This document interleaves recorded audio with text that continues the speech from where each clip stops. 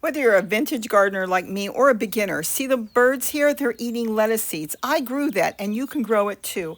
Lettuce is the easiest thing to grow. Here I'm filling a container with soil wherever you can find it.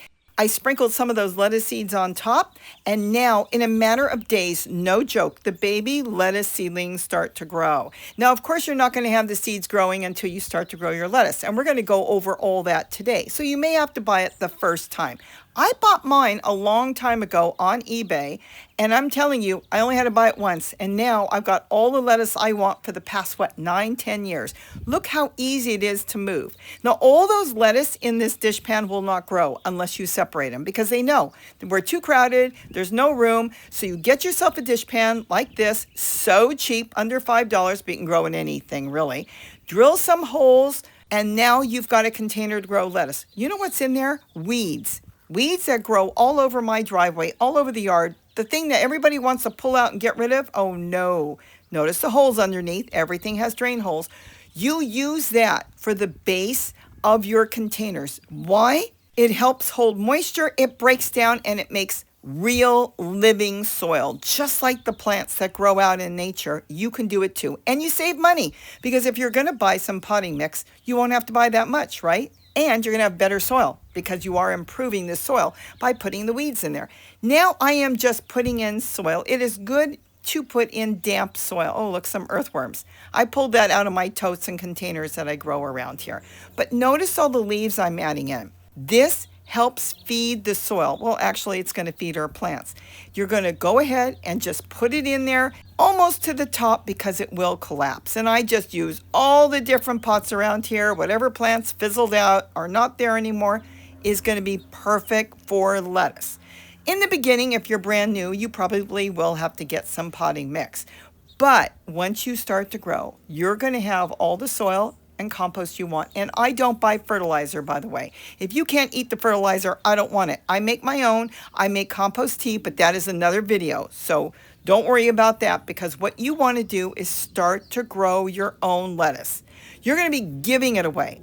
But you know what? Any lettuce that doesn't make it, you're going to compost it. You're going to use it on the bottom of your containers and keep growing. So if the leaves are yellow and you got to clean them off, get rid of them. Use them, growing them. They've pulled all the nutrients up. No reason to throw it away. Here's a little mushroom container. You know, you go to the store and you buy mushrooms. I grow lettuce in there. Look at the lettuce. Now, this is really too many lettuce for one container. The more plants you put in a dishpan, the slower they're going to grow because of root competition. But who cares? You know, I just don't want to toss the plants out. I don't have that much room, believe it or not. But look at them. Weeks later, that's what they look like. And there they are. And if they start to get really big, pluck out the ones that don't look that good and compost them or eat them. But they are the easiest thing to grow. Here is a tip. Do you see all that here? The orange?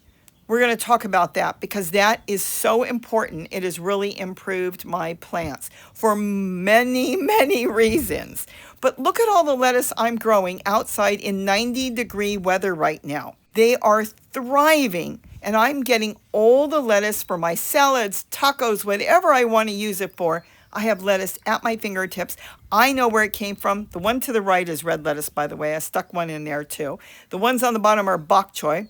Oh, cabbage butterfly got to that. We can talk about that in a minute too. But the point is, we have a lot of resources around our own property. And the weeds that are growing that we want to pull out, don't toss it in the trash. Toss them in containers, whether you're going to use them right now today or use them in months. It doesn't matter. It doesn't go bad.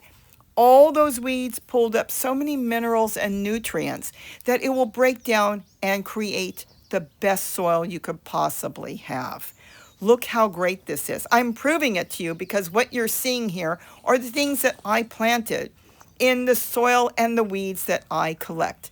Again, this is going to have too many, but I'm going to show you another way to make your lettuce even bigger in a few moments. Just get them planted. This particular dishpan is only 12 quarts. The black one was bigger. It was 18 quarts. So you have to get the size that you want. I use them all. I like the color red, so I bought some of the red ones. I like the color black, so I bought the black ones. I wonder why they don't make blue. But anyways, this is them. Now here I am putting out the flowers. They're plastic silk flowers. I know it's fake. Oh my goodness. We're loading our plants up with fake flowers. Let me tell you something. Those flowers are creating natural shade. If you cover them with a flag, you cover them with anything to stop the sun coming through, you're covering them. With the plants like that, you're giving them the shade they need, which is sunshade, sunshade. And that's why my lettuce grows. Now, here is a big thing. I took a dishpan and 6 drinking cups. I don't know, are they 12 ounces, 18 ounces? It doesn't really matter. Cut the bottoms out, made great big holes, and each one is only going to get 1 lettuce. Now, why in the cup? It holds water. It gives each lettuce the confidence that they have their own home. And being that there's no root competition because they've got their own container, which they think, don't tell them, they get really big. They do escape. They do come from the, out the bottom of that big hole. That's what we want them to do. And they think they're kind of creeping up on something they're not supposed to have, but they're so excited that they know that they can get as big as they want because there's so much soil. They're going underneath where all those weeds were, and they're just foraging for whatever they need, the plants, and they just get big. The psychological thing behind it, I don't know. It works. They know better. Now, when you plant your seedlings, you definitely want to water them. Even if the soil is wet and you go, hey, it's wet, we don't need to water them. You do, because the roots could have too much air around them and you may not see it. Too much airspace can cause them to fizzle out. The water will make everything kind of congregate and get together, and then it will be nice, exactly the way they need it around their roots, especially when they're so tender and small. So definitely just water it. It works. And there they are. In the cups, look how big they are. They each think they've got their own pot. Don't tell them that they don't. And they get so big so fast, and they're perfect for people in very hot weather because when you water them, it goes directly to the roots. It doesn't go anywhere. Look at that. A few days later, and I'm harvesting. You harvest right away from the outside, and you're going to have all the lettuce you want for a very long time. But later on, you want to let them go to seed because you want to start collecting your own seed. And there is a bowl of lettuce with a little bok choy. Yes, we grow tomatoes. And then again, when they start to bolt, let them bolt like I did here. Let the goldfinches come in. Let the cycle of life start over. It's good for your pocketbook. Not only that, the next generation of lettuce will even grow better. Why? Because they're acclimated to your growing situation, your weather, the way you handle them, the soil you gave them. Well, let's just put it this way. They're just used to growing there, so they're going to keep growing. So with that, have a wonderful day. Don't forget to eat what you grow, and please grow some lettuce and share this.